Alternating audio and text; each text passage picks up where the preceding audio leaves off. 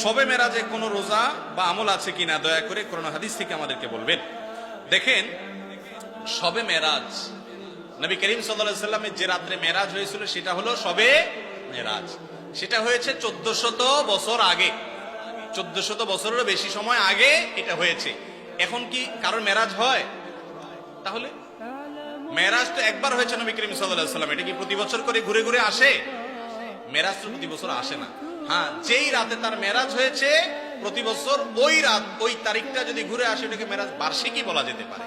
যাই হোক, নবী করিম সাল্লাল্লাহু আলাইহি সাল্লামের মেরাজ সম্পর্কে হাফেজ ইবনে হাজার আসকালানী, ইমাম ইবনে তাইমিয়া, ইমাম ইবনুল কাইয়িম রাহিমাহুল্লাহ সহ পৃথিবীর বড় বড় পণ্ডিত আলেম যারা আছেন, যাদের ইলম থেকে উপকৃত হওয়া ছাড়া কোনো উপায় নাই এমন অবস্থা, সেই সমস্ত মুহাদ্দিস এবং উলামাদের বক্তব্য হলো নবী করিম সাল্লাল্লাহু আলাইহি সাল্লামের মেরাজ হয়েছে এটা সত্য নয় বরং মহাসত্য, কিন্তু কোন মাসে হয়েছে, কোন তারিখে হয়েছে, এই বিষয়ে নবী করিম সাল্লাল্লাহু আলাইহি সাল্লামের কোন হাদিস থেকে পরিষ্কারভাবে স্পষ্টভাবে বিশুদ্ধ কোন বর্ণনা দ্বারা কোনোভাবে প্রমাণিত না।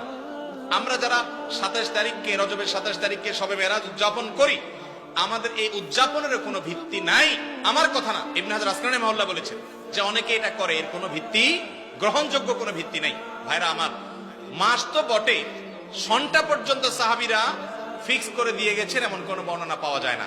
অনেকে বলেছেন রমজান মাসে মেরাজ হয়েছে, অনেকে বলেছেন রজব মাসে হয়েছে, অনেকে বলেন জিলকদ মাসে হয়েছে, অনেকে বলেছেন রবিউল আউয়াল মাসে হয়েছে। এই সবগুলোর ব্যাপারে মুআররিখিন এবং ইতিহাসবিদদের, মুহাদ্দিসদের মন্তব্য আছে। বিধায় 27 রজব মেরাজ হয়েছে এই মর্মে কোন বিশুদ্ধ বর্ণনা নাই। এটা হলো প্রথম কথা। নাম্বার 2, দ্বিতীয় কথা হলো মেরাজ রাসূল আকরাম সাল্লাল্লাহু আলাইহি ওয়াসাল্লামের জীবনে হয়েছে হিজরতের আগে মক্কায়। এরপরে তিনি মদিনায় হিজরত করে আসছেন, আরো অনেক বছর বেঁচে ছিলেন, সাহাবীরা বেঁচে ছিলেন, খোলাফায়ে রাশিদিন বেঁচে ছিলেন। প্রতি বছর একবার করে একটা রাতকে মেরাজের রাত হিসেবে উদযাপন করা, রাতে আমল করা, দিনে রোজা রাখা, এর কোনো বর্ণনা না রাসূল আকরাম সাল্লাল্লাহু আলাইহি ওয়াসাল্লাম থেকে প্রমাণিত, না খোলাফায়ে রাশিদিন থেকে সাব্যস্ত, না সাহাবায়ে কেরাম থেকে সাব্যস্ত। কথা কি বুঝাতে পারছি? কোন বিশুদ্ধ হাদিস থেকে এরকম কোনো কিছু প্রমাণ হয় না।